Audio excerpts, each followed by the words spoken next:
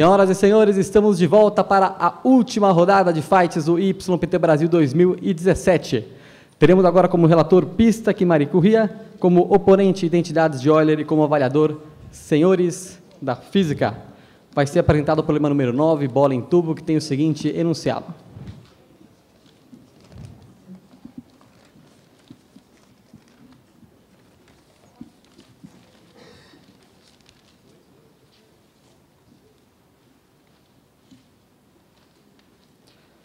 Um tubo transparente e selado é preenchido com um líquido e contém uma pequena bola. O tubo é inclinado e sua extremidade mais baixa é acoplada a um motor, de forma que o tubo trace uma superfície cônica. Investigue o movimento da bola em função dos parâmetros relevantes. A partir de agora, o time relator tem 12 minutos para fazer a apresentação.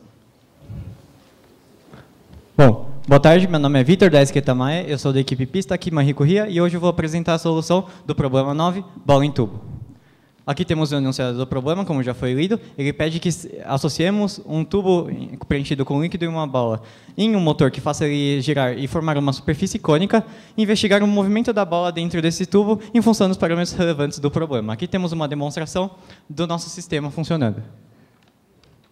Bom, eu começarei dando observações qualitativas de como o problema funciona, farei um desenvolvimento matemático em cima dessas observações, farei uma comparação experimental com a minha teoria, resumirei tudo e terminei concluindo, certo, o problema.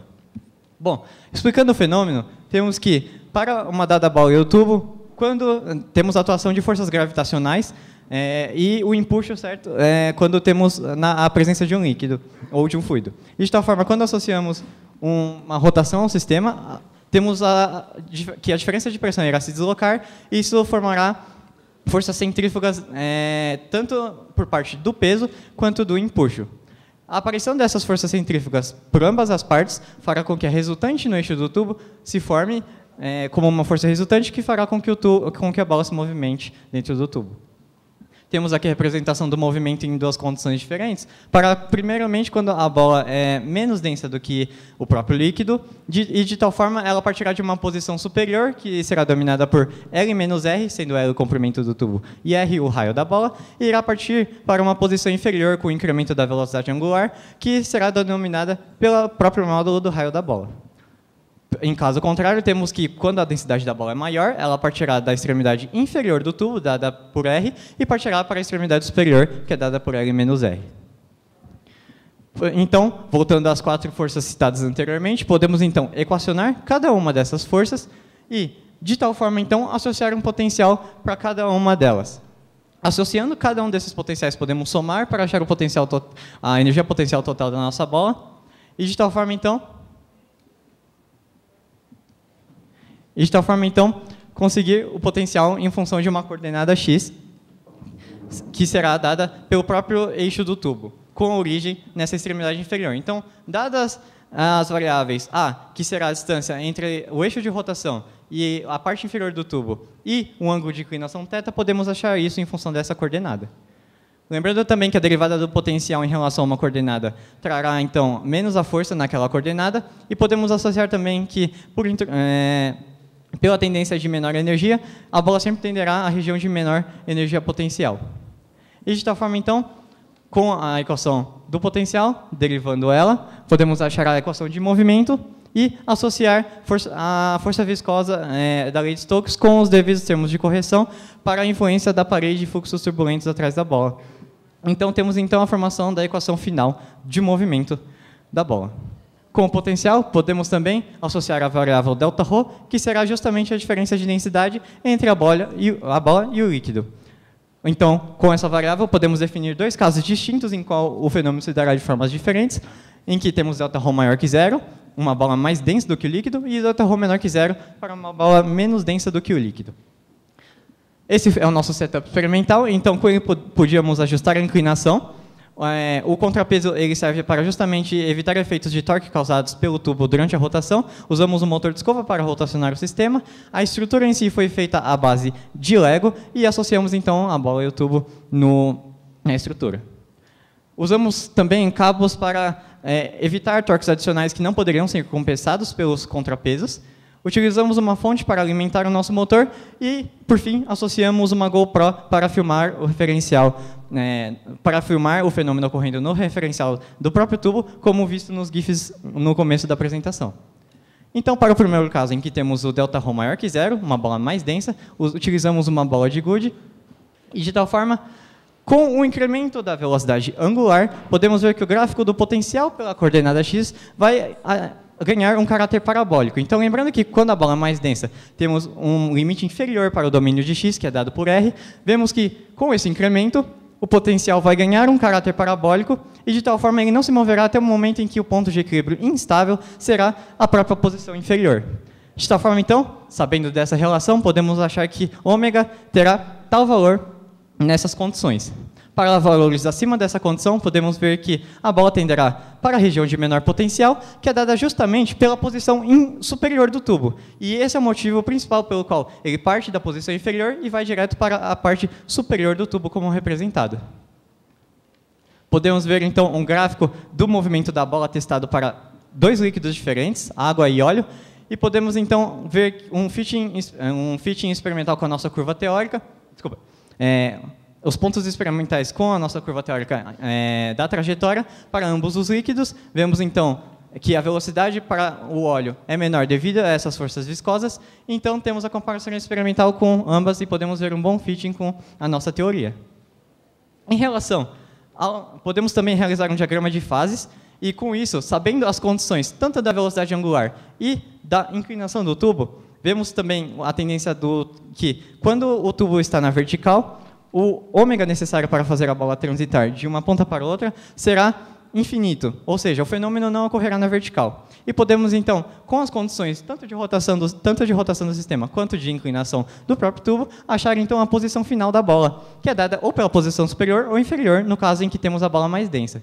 Então, concluímos que a posição final da bola será ou a posição superior ou inferior no tubo.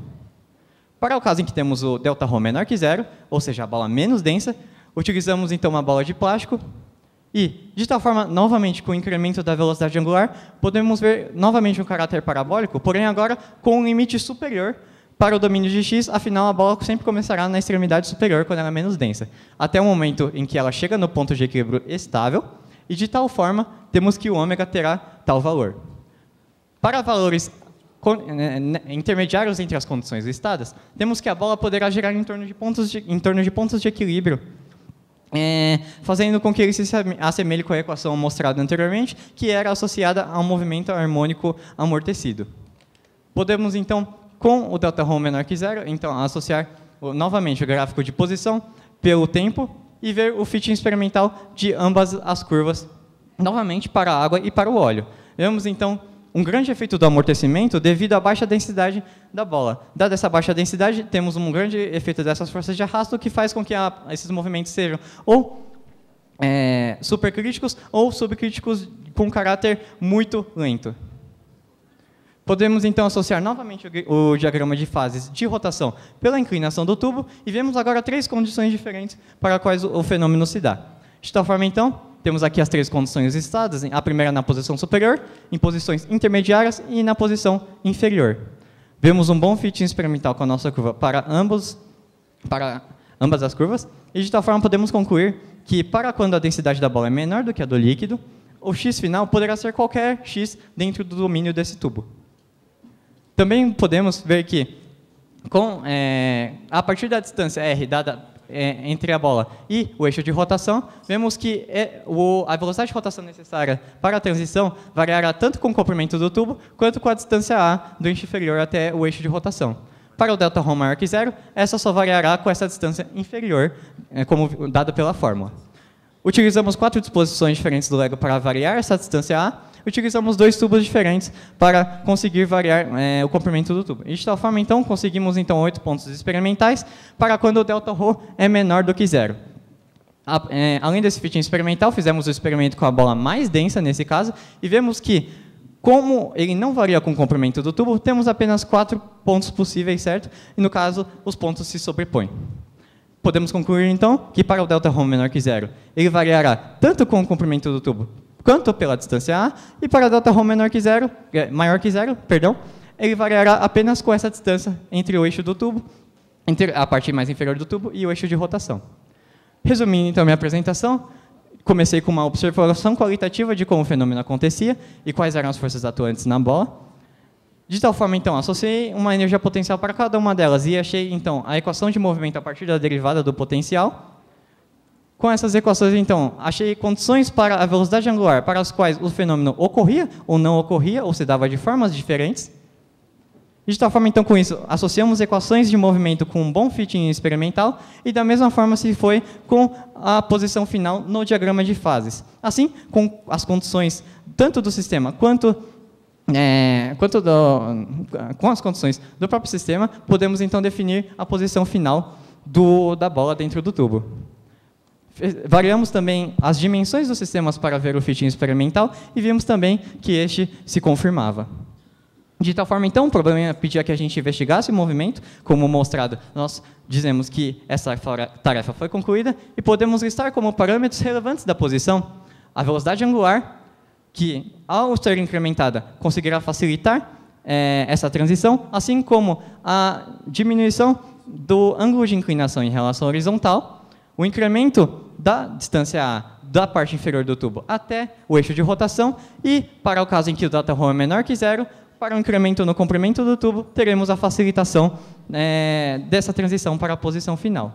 Em relação à própria transição, podemos listar dois parâmetros relevantes adicionais. No caso, então, com o incremento do módulo da diferença de densidade, essa transição se dará com muito mais velocidade, assim como a diminuição da viscosidade do líquido, como mostrada na variação de líquidos de água e óleo. E assim, consideramos que o nosso problema foi resolvido com êxito.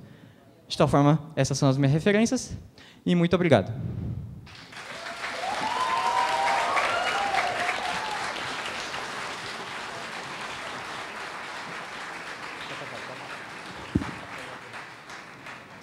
Obrigado. Agora o time oponente tem 2 minutos para os seus questionamentos iniciais. Inicialmente, eu gostaria de perguntar à equipe relatora se foram consideradas dissipações energéticas na sua análise matemática. Sim, como mostrado, eu utilizei, certo, a lei de Stokes com os devidos termos de correção para considerar a dissipação. Além dessa dissipação pela lei de Stokes, existe alguma outra envolvente do sistema que influencie o experimento? Você afirma como atritos com o tubo ou algo do tipo? Ou com dissipações de qualquer outro tipo? Elas não são tão relevantes quanto essa própria dissipação. Ok. Você considerou o efeito Magnus relevante na sua análise experimental? Então, como eu mostrei, o efeito Magnus, a rotação da bolinha dentro do tubo, a energia cinética de rotação, ela não é tão efetiva e tão grande quanto a própria energia cinética de translação. Independentemente do raio dela em relação ao tubo utilizado? Oi, desculpa? Independentemente do raio dela, da razão A rotação dela, ela nunca vai conseguir rotacionar com uma energia cinética muito mais alta. O raio dela não pode alterar, e a diferença de fluxo ou a atuação do efeito Magnus poderia variar a dinâmica, o movimento da bola dentro do tubo? Desculpa, eu não entendi a pergunta. O efeito Magnus, a dinâmica do fluxo, poderia alterar o efeito... Não, como eu falei, ele não é como eu não falei, ele não é efetivo. E de tal forma, caso ele girasse, o efeito Magnus ele não se daria na direção do próprio eixo X. Qual foi a menor razão utilizada entre o raio da bolinha utilizado e o tubo, e o diâmetro e o raio do tubo utilizado? Foi em torno de 2/3. 2/3, ok. É possível ter regimes turbulentos dentro desses sistemas que você montou? Eu não entendi a pergunta, É desculpa. possível montar regimes turbulentos de fluxo, de escoamento, Então, dos sistemas a utilizados? gente não tem regimes de movimento após um certo tempo da bola. Ela sempre vai gerar um sistema estacionário. Qual é a forma do gráfico do deslocamento da bola pelo tempo, caso ela seja mais densa? Então, as duas se darão variando, a força variará linearmente com a distância. Okay. Como o amortecimento expressado depende das características do material, da bolinha e do tubo? Então, como mostrado, a fórmula ela tem a correção com a proporção entre o raio do tubo e da bola, e dessa forma podemos, assim, certo, associar as dimensões dele com as correções. E agora o time oponente tem 3 minutos para preparar sua apresentação.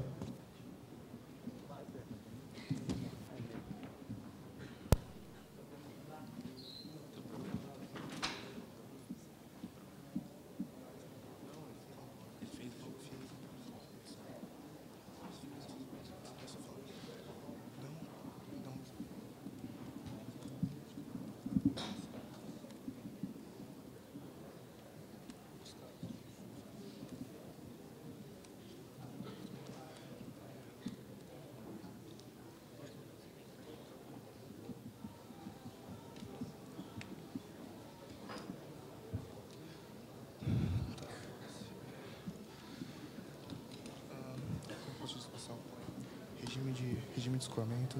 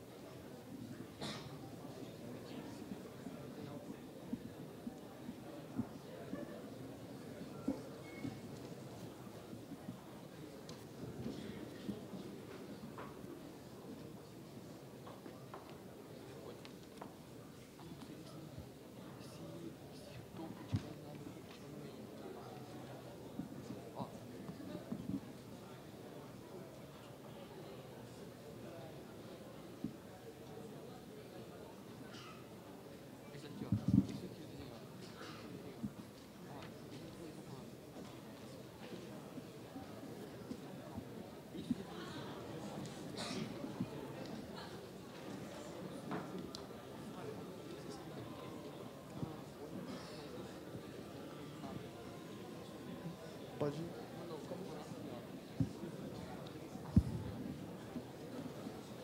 Tá pronto? Vou olhar. Tá pronto? Posso começar? Então vamos lá, agora o time oponente tem 3 minutos para fazer sua apresentação.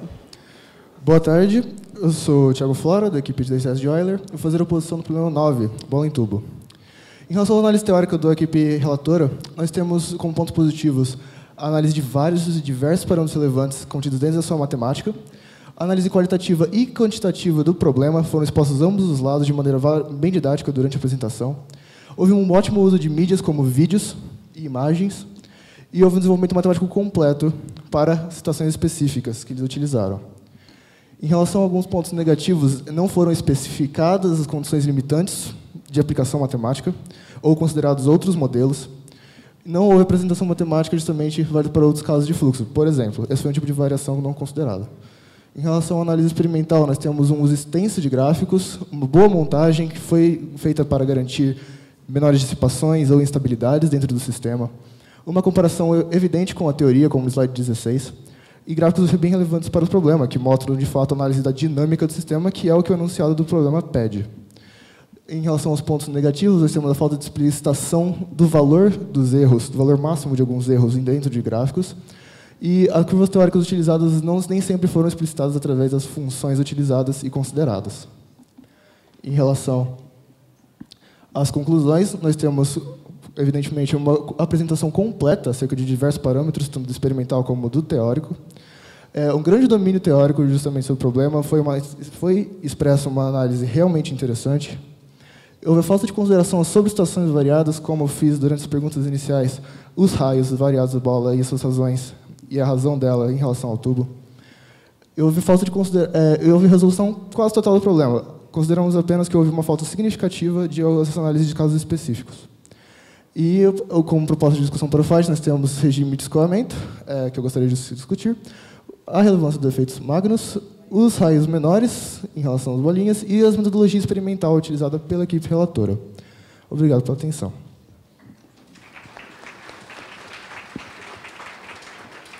Eu gostaria de chamar a equipe relatora para o fight. Por favor, coloque sua apresentação aqui. Primeiro, você me questionou sobre condições limitantes. O que você define como condições limitantes para o problema? Condições limitantes para o problema. Por exemplo, a partir de que raio mínimo, ou apenas a partir de que proporção, a sua matemática é válida, sem que haja uma alteração da dinâmica do sistema considerável, que não foi analisado. Então, exatamente. A gente associa o termo de correção na lei de Stokes porque Quando temos bola muito pequena, certo? Temos fluxos laminares que ocorrem atrás dela, então esse termo não é necessário, podemos assumir a validade da lei de Stokes. Porém, como as bolas, no caso, são consideravelmente grandes e elas não seguem o critério de Reynolds, podemos dizer que associamos esse termo de correção para associar, certo, a fluxos turbulentos que ocorrem atrás. No caso em que o raio da bola é aproximadamente igual ao raio do tubo utilizado. Slide... Você poderia me explicar? Ah, sim, eu tenho um apêndice desse slide, eu posso Por colocar? favor, me mostre. Se eu não me engano, é no slide 45. Vemos que, como assumimos o líquido incompressível, certo? Quando temos que o raio do tubo é igual ao raio da bola, não temos transição de líquido, certo? Não temos a passagem de... O líquido foi assumido incompressível. Sim. Certo. De tal forma, então, não temos passagem de líquido, certo? Então, a bola não se movimentará. Líquido e bola incompressíveis. Qual foi a bola utilizada, o tipo de bola? Desculpa. Então, isso não foi testado experimentalmente, porque teria que ser analisado sob condições totalmente perfeitas, né? Então, é possível impedir a passagem de fluxo. Eu estou falando aproximadamente igual, não igual. Se for só um pouco menor. Como isso afeta a dinâmica do sistema? Daí temos esse termo de correção que dá as proporções. Ele só não define esse caso justamente porque é uma singularidade. Qualitativamente, como que isso afetaria o movimento da bolinha dentro do tubo? Ele daria um movimento com muito mais lentidão. Muito mais lentidão? Sim, do que uma bola menor, por exemplo. Certo, ok. Por favor, para o slide 16. Slide 16. Sim. Pode mostrar o gráfico? Aqui. Não, anterior, isso. Você pode me explicar alguma razão procedimental, por favor, a curva, isso, é vermelho. Você pode me explicar alguma razão procedimental para esses pontos estarem abaixo da curva? Ah, sim. Esses efeitos a gente tentou considerar, certo? E podemos ver que o fitting ele chega muito perto da nossa aproximação, do nosso modelo teórico. Exatamente o mesmo. Sim, ele não dá exatamente igual porque temos alguns efeitos não lineares que não podem ser caracterizados no problema, certo? Então, de tal forma, então podemos ver que ao todo o movimento segue sim a tendência, assim como segue no óleo. Que tipo de efeito desse que você mencionou? Então, temos alguns efeitos que não podem ser totalmente descritíveis, porém, esse é uma aproximação muito válida para o nosso caso. Tá, você considerou apenas os líquidos newtonianos dentro da sua análise? Oi? Você considerou apenas líquidos newtonianos dentro da sua análise? Então, são líquidos com viscosidade, certo? Então, no caso, os fluidos não são newtonianos. Não são newtonianos? Não necessariamente. Mas você considerou eles incompressíveis? Sim, mas nós temos uma viscosidade. Como você analisou a velocidade em função do tempo da bolinha?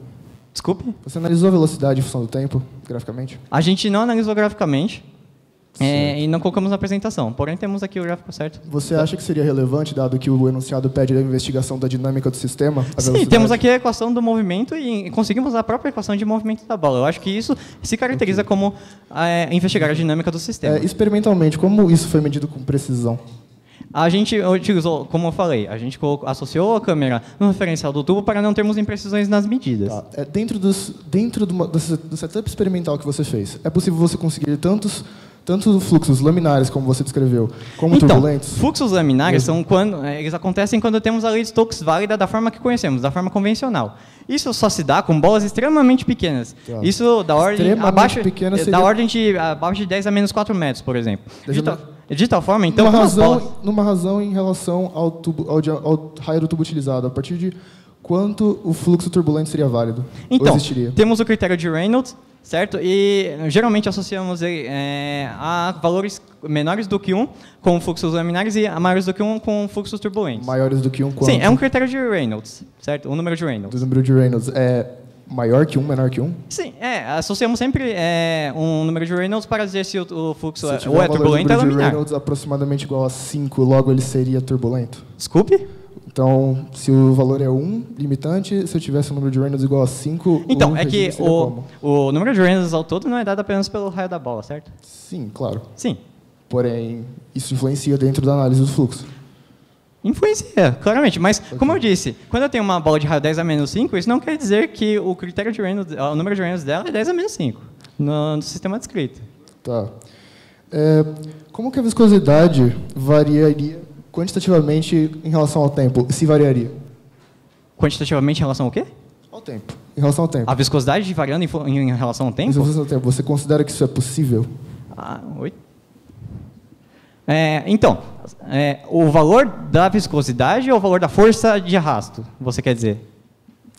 O valor seja da força de arrasto. Da força de arrasto? Porque a Sim, viscosidade da ela alteração é seria muito proporcional a menos x pontos, certo? No caso, então, x sendo a coordenada, A x né? ponto, tá. Existe alguma situação em que seria uma relação quadrática, em que dependeria de x ao quadrado? Não consideramos essa situação, Ponto ao quadrado. como descrito, ela varia com menos x pontos. Então, se você utilizasse valores de ômega como descritos muito grandes, qual seria a diferença dentro da dinâmica? Não, do a gente sistema? teria o sistema da mesma forma, a transição apenas se daria de uma forma muito mais rápida. Ok. Quais foram o tipo de líquido utilizados dentro desse experimento? Bom, a gente utilizou água e óleo como citado já na apresentação. Água aí? Óleo. Óleo. Óleo de soja. Apenas 2 tipos de líquido. Sim, achamos que era o suficiente já para comprovar a nossa tendência. Ok, então dentro de um mesmo tipo de líquido você variou alguma possibilidade como viscosidade, adicionando algum tipo de substância? para Então, nós verificação? variamos a viscosidade porque a viscosidade do óleo já é 60 vezes maior do que a viscosidade da água, certo? Tá, isso foi comprovado experimentalmente? Oi? Isso foi comprovado experimentalmente? Nós nos baseamos em pesquisas de metrologia, Pesquisa que eram muito mais de precisas. meteorologia sobre... Metrologia. Metrologia, obrigado. Tá, e como isso variaria dentro das condições do seu experimento? Você diz, por exemplo, temperatura ou algo do tipo? Por influência da temperatura ou qualquer outra... Então, a viscosidade ela até varia com a temperatura. Eu até pense Sim. disso, se for necessário, Por favor. no slide 43. Em relação, a gente tem, então, a viscosidade, por exemplo, da água variando em função da temperatura. E com essa variação, certo, até a variação da viscosidade, porém, a gente pode ver, certo, que botando ela a 20 graus e botando ela a 60 graus, nós analisamos nas duas condições e, teoricamente, a gente vê que a variação entre elas é ínfima. Teoricamente, experimentalmente isso foi analisado? Sim. Bom. A gente não colocou os pontos, infelizmente, mas Então, essa eu tenho tendência de tal comprovação forma... de que você realizou o experimento. Não, tudo bem. De tal forma, então, considere da forma que você achar melhor. Porém, a gente pode ver que, teoricamente, certo, esse fit não é necessário. O experimento não tem por que ter uma relevância em relação a outros experimentos já feitos, como com óleo, por exemplo. Não teríamos por que variar a viscosidade de tal forma tão pequena se podemos variar já com óleo, que daria uma transição de movimento muito mais lenta, que é boa para a análise do nosso problema. Obrigado. Em relação ao tipo de tubo utilizado, você utilizou apenas um material? De tubo ou não? Sim, não variamos o material do tubo. Não vou dizer um material de tubo. Que influência isso poderia ter dentro da dinâmica, novamente, do sistema? Então, como eu falei, o atrito é considerado expressivo no problema, assim como muitos... Além do atrito, como isso poderia influenciar em relação, por exemplo, se você tivesse raios muito pequenos, em função da capilaridade, etc.? Não, raios muito pequenos do tubo, então não estamos variando o material do tubo, estamos variando as dimensões dele. Sim, porém, para a capilaridade, o material do tubo também importaria. Tá, de tal forma. Então, a gente mudaria então a proporcionalidade entre o raio do tubo e o raio da bola, alterando assim a força de arrasto dentro dele. Tá, enfim, a dissipação de energia existente, devido ao arrasto, tipo, que você descreveu matematicamente, ela tem como alterar quantitativamente, de um modo específico, a propriedade desse líquido que você utilizou? Ele é completamente preenchido, então não temos efeitos capilares, certo? Então a interface gás-líquido não aparece. Perdão, você pode Ele deixar mais claro, é um tubo mas- completamente preenchido. Perdão? Então, é um tubo completamente preenchido com líquido e com a Sim. bola. Não temos, certo, esses efeitos. Tá.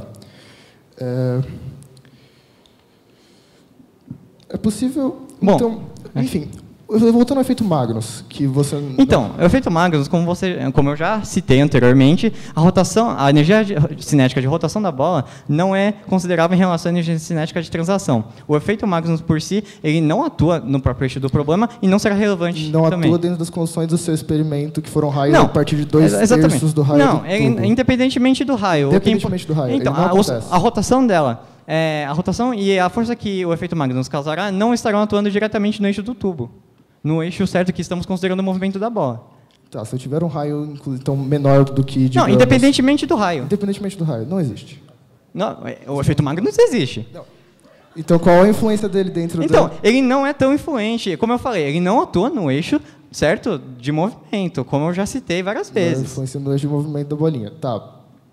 Mas, dentro do movimento dela, como a posição, por exemplo, variaria em função do tempo?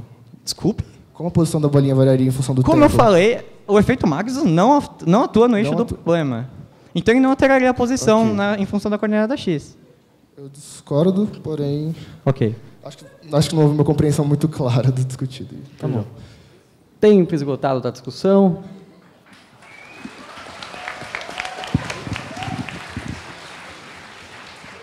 O time oponente tem agora 1 minuto para suas considerações finais.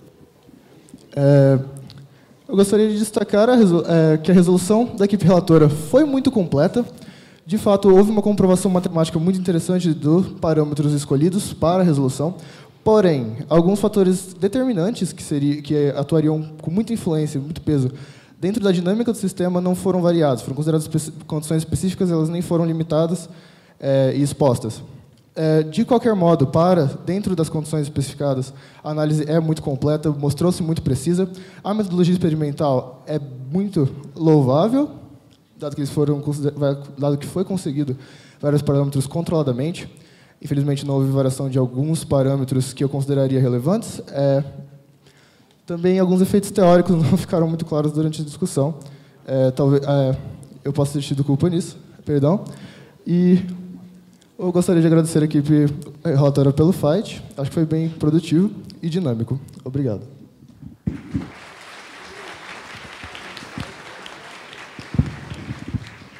É hora do time avaliador, que tem 3 minutos para suas primeiras perguntas. Primeiramente, primeira pergunta para a equipe opositora. No referencial adotado pela equipe relatora de um referencial girante não inercial, por que, na sua opinião, ele desprezou a força de Coriolis? A força de Coriolis, eu não questionei a força de Coriolis, então eu não sei. Ele foi desprezado dentro das condições do Certo, experimento mas dele. por quê? Uma justificativa. Eu não sei. Ok. A força de Coriolis, ela não atua no eixo que analisamos, no eixo X. Certo. Vamos lá. Se eu pegar o tubo e deslocar ele de uma distância d, como isso vai influenciar no movimento da partícula? Deslocamento... Qual seria o tipo de deslocamento? Tipo, simplesmente transladar o tubo... Se eu transladar ele... Tipo, você lembra do A, da expressão dele? Sim. Se eu aumentar esse A, por exemplo. Tá, se você aumentar esse A, qual a diferença da dinâmica do sistema? Isso, do movimento da partícula. Sucintamente, por movimento favor. da partícula. Bom, dado que o ponto em que a partícula estaria, em que a bolinha estaria girando numa velocidade total mais rápida, pode-se esperar que ela atingisse as condições e fizesse movimento no mesmo período. Eu não sei. Obrigado. Equipe relatora? Então, com o incremento certo dessa distância A gente teria, então, uma diminuição no valor do ômega necessário para a transição. Então, o movimento se daria com mais facilidade. Ok. Se essa distância for negativa, se eu pegar, Negativa? por exemplo, o eixo de rotação ele estiver tipo no meio do tubo, o que aconteceria? O eixo, e a bola, ela começa... De baixo, como sempre. Mas o eixo de rotação está sobreposto na bola, o centro de massa dela passa pelo eixo de rotação? Algo mais ou menos assim. Posso usar a lousa? Vocês se importam? Não? Se eu tenho aqui o eixo de rotação, Sim, sim. certo? O tubo, originalmente, veja que ele estava aqui. Se eu transladar esse tubo para cá, o que vai acontecer? Sim. Então, teremos um Sucintamente, efeito... por favor. Teremos um efeito um pouco diferente, uma mistura de dois O fenômenos. que vai ser influenciado? Velocidade, posição, o quê? A posição. Ok. Vamos lá. Próxima pergunta que eu queria fazer. Quais são as condições para um movimento subamortecido? Qualitativamente falando, não preciso de nenhum valor. Como, por exemplo, fatores como a massa e a viscosidade, o raio, eles estão relacionados a um movimento poder ser subamortecido? Para mim ou para ele? Para você. Então, teríamos que ter uma forma de ter a viscosidade não tão alta a ponto de fazer esse movimento ser subcrítico e fazer com que ela conseguisse passar desse ponto de equilíbrio. Obrigado. Equipe opositora, concorda? Concordo, porém, com algumas ressalvas. Não ressalvas, porém, complemento. Você falou de outras características como, por exemplo? Massa, densidade, viscosidade e raio. As viscosidade de raio. Eu tiraria as forças que ele mencionou, de atrito com a matriz de Stokes, e simplesmente o regime de fluxo que eu acredito que seja relevante. E para um movimento superamortecido? Então, da mesma forma, teríamos que a viscosidade seria muito mais relevante do que a própria massa dela em si. Ok. Equipe opositora? Eu não sei se eu concordo. Agora o time avaliador tem Obrigado. 2 minutos para preparar sua apresentação.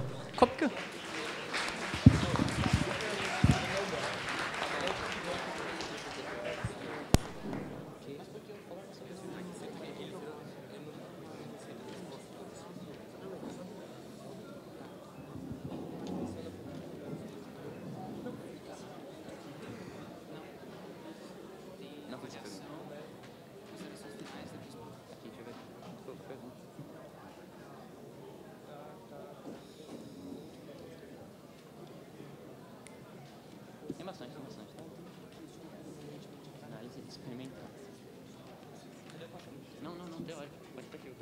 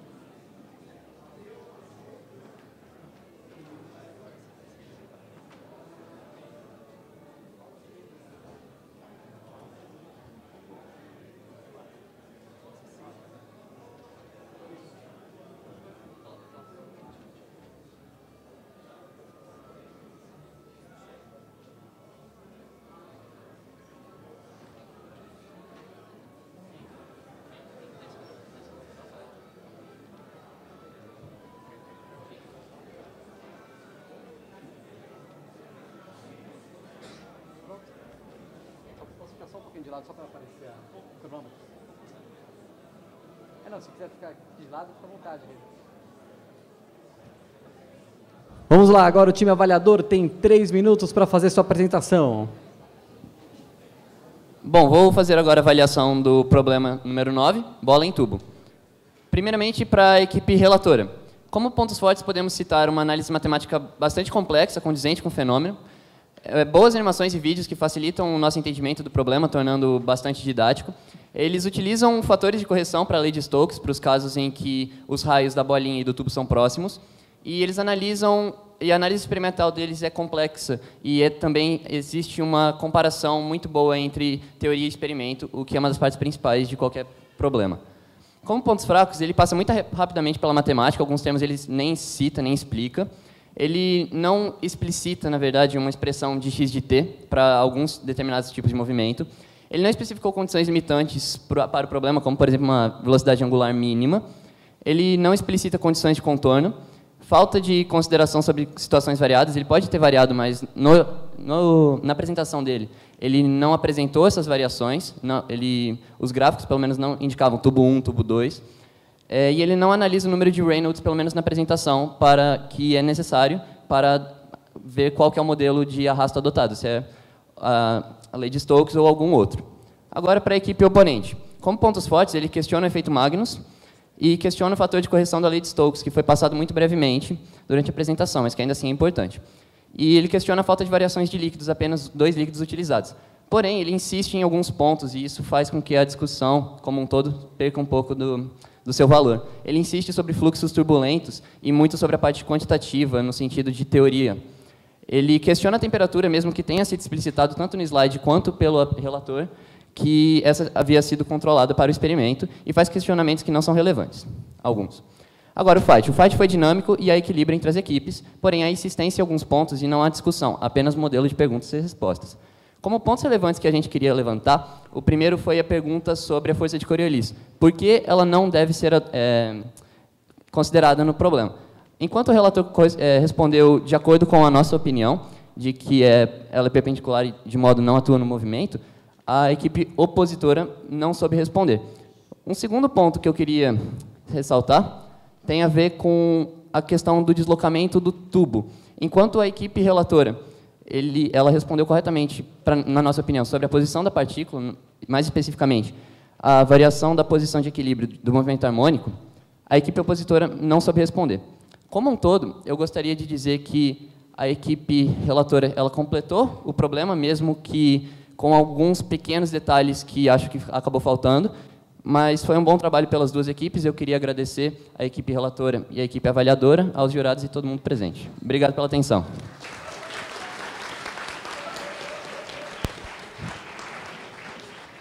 Agora o time relator tem 2 minutos para suas considerações finais. Bom, em relação às condições especificáveis e a variação de parâmetros relevantes, como eu falei, eu variei vários termos, como a distância entre o eixo do tubo e a parte inferior, eu variei o comprimento do tubo, eu variei o líquido dentro do tubo. E de tal forma, então, eu considero que variei vários aspectos relevantes, além da densidade da bola. Enquanto a expressão de x de t, que o avaliador alegou que eu não encontrei, como eu disse, claramente encontrei a equação de movimento da bola. Eu tenho uma solução analítica que foi conseguida a partir, com as condições de contorno, a partir do programa matemática, e como não foi perguntado para mim durante a fight, eu não mostrei, mas temos aqui a solução. De tal forma, então, eu não sei muito o que o oponente e o avaliador definem como situações variáveis, porém, analisamos o sistema da forma que ele se dá, certo? Então, rotacionamos o sistema com a bola no tubo, e o fenômeno se dá daquela forma como analisamos. E, além disso, gostaria de explicitar que a tarefa denunciada foi cumprida, como disse o avaliador, e é isso. Muito obrigado.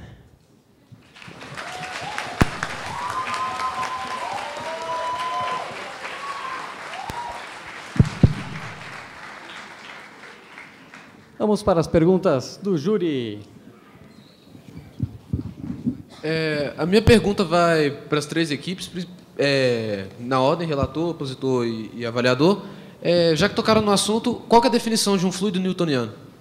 Fluido newtoniano é um fluido incompressível, sem viscosidade. Desculpe, perdão, eu não me lembro das outras duas definições que tinham. Desculpe, eu lembro apenas dessas duas definições. Eu apenas sei que é um fluido realmente incompressível e a viscosidade desprezível.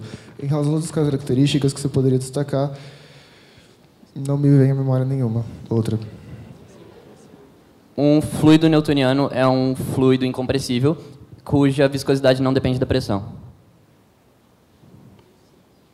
Para a equipe relatora, eu queria saber como que vocês fizeram as medições de ômega e das distâncias. Sim. A gente conseguiu, com a medida o período de 10 períodos do cronômetro, realizando o experimento 10 vezes, conseguimos fazer um fitting de uma regressão linear da diferença de potencial da fonte pela velocidade angular. Então, a partir dessa diferença de potencial, poderíamos analisar a velocidade de rotação do sistema. Só por curiosidade, quais as ordens de grandeza das frequências de rotação, das massas das bolinhas? Então, as maiores frequências de rotação que conseguimos chegavam a 15 radianos por segundo, mais ou menos. Oi? A massa da bolinha foi questionada? Desculpa. Da massa da bolinha também é da ordem de 20 gramas, certo? 30 gramas. Bolinhas, a mais densa e a menos densa. Sim, as duas seguiam na ordem de em torno de mais ou menos 10 gramas, nessa ordem de grandeza. Ok, vamos seguir. Tirando os casos limites que o equilíbrio da bolinha ou era na parte inferior do tubo ou na parte superior, existe algum ponto de equilíbrio intermediário? Sim. Como analisado, quando a densidade da bola é menor do que a do líquido, esse ponto de equilíbrio pode estar em qualquer lugar do domínio do tubo. Então a bola pode parar ter a posição final dela em qualquer ponto. Quando a densidade da bola é maior, a gente tem um ponto de equilíbrio instável que, porém, por qualquer perturbação, ele sempre vai tender ou para a extremidade superior ou inferior do tubo. Para a equipe avaliadora que questionou, como vocês definem a força de Coriolis? É um produto vetorial da velocidade pela velocidade angular, que é perpendicular aos dois. A ideia aqui da força de Coriolis não ser aplicada, e como ela é perpendicular, a ideia é que ela simplesmente aumentaria uma possível normal se houvesse um contato, então ele não influencia no movimento da partícula. Para a equipe oponente, você pode, bem simples, fazer um diagrama esquemático do tubo, da bolinha, e como seria a força Magnus na bolinha, caso ela existisse, igual você afirmou? Ok. Por favor.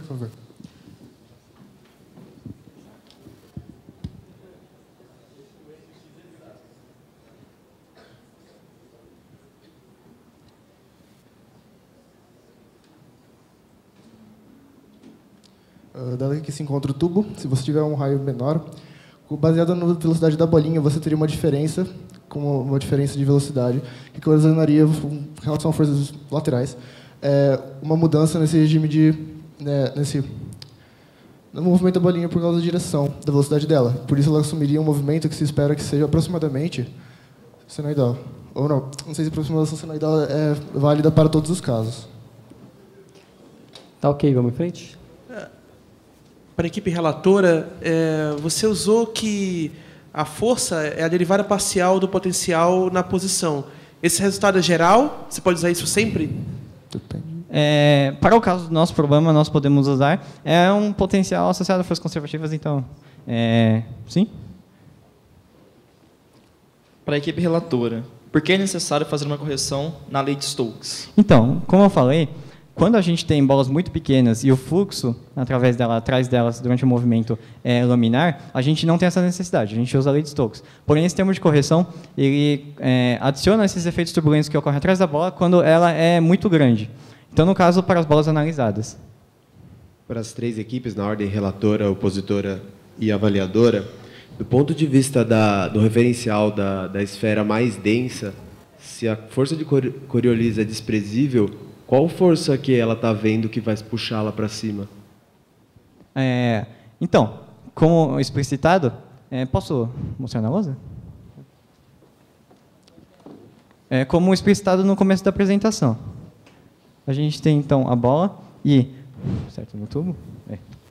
E, dada a aceleração centrífuga que ocorre no sistema, então temos que a diferença de pressão fará com que consigamos componentes centrífugas, tanto do peso quanto do empuxo, certo? E, assim, podemos utilizar as componentes no eixo X para achar a resultante, e essa resultante, quando ela for positiva, ela vai fazer com que a bola se movimente. Concordo. Concordo. Para a equipe avaliadora, quais seriam as condições de contorno do problema? A velocidade inicial é igual a 0 e o x igual a, tipo, a distância até o eixo. Teremos que lembrar que há um x cosseno da inclinação, certo? Então não é só A. Isso, desculpa, esqueci desse termo. Se eu colocasse, para 3 equipes no caso, se eu colocasse algum tipo de sabão, detergente, algum tipo de surfactante, eu mudaria consideravelmente a viscosidade a ponto de mudar a análise do problema ou não? Respondendo, eu acredito que depende da concentração, claro que você utilizaria, mas, por exemplo, grandes quantidades de algum surfactante como detergentes, sim, seriam significativos, aumentariam em uma ordem de, tipo, significativamente a viscosidade do sistema. Bem, posso fazer um adendo aqui? Eu concordo quanto à parte de concentrações muito grandes vão gerar uma variação, mas concentrações assim razoáveis não ocasionariam um aumento tão grande, porque a ideia de um surfactante é alterar a tensão superficial e não a viscosidade do líquido. Sim, concordo com a equipe avaliadora. Para as 3 equipes, vocês tocaram no número de Reynolds. Vocês poderiam me dizer o que esse número significa e que parâmetros faz com que ele varie ao longo do problema? Eu posso? Ele mede a razão entre as forças iniciais e as forças viscosas do sistema. Eu concordo com a equipe avaliadora e ela basicamente vai ser um parâmetro tridimensional que determina um regime de escoamento de um fluxo baseado no seu comprimento, numa proporção característica e velocidade, etc. Bem, em termos um pouco mais simples, nós consideramos, geralmente o número de Reynolds é usado para diferenciar fluxos laminares de fluxos turbulentos. Certo? Então, ele variaria... posso escrever a fórmula, se for necessário?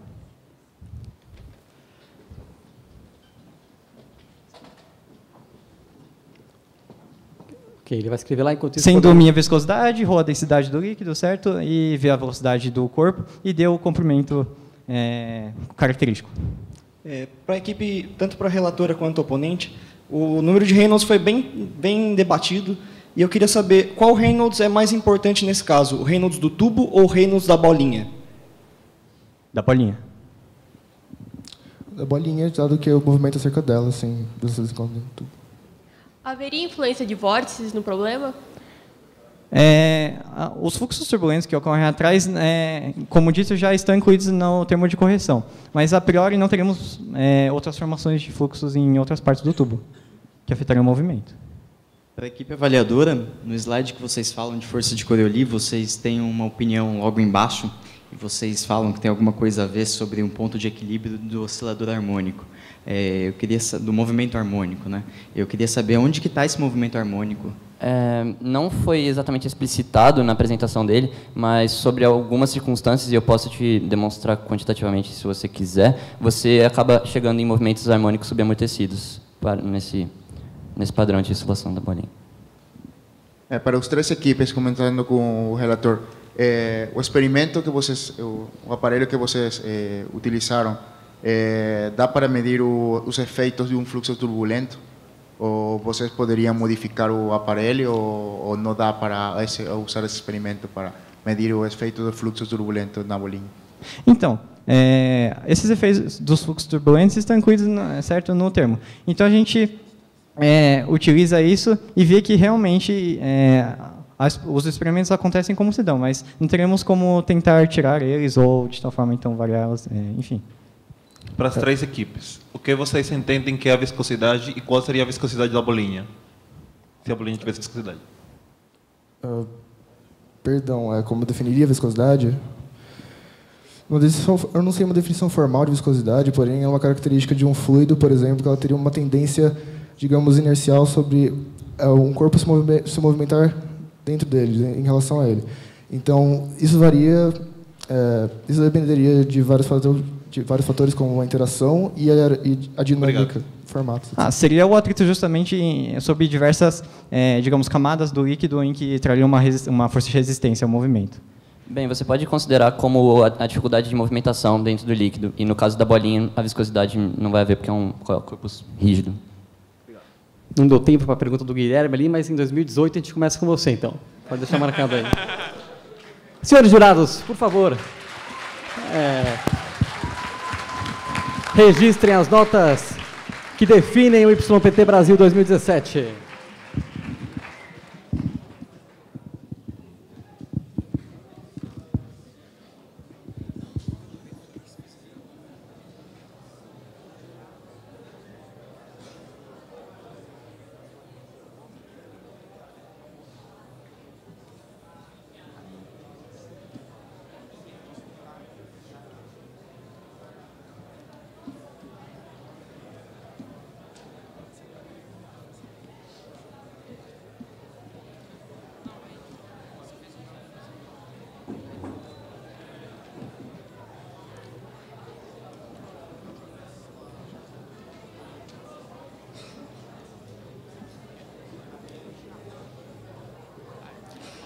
Ok, muito obrigado aos jurados. Vamos então aplaudir os times finalistas, identidades de Euler, senhores da física, pista Kimari Corrêa.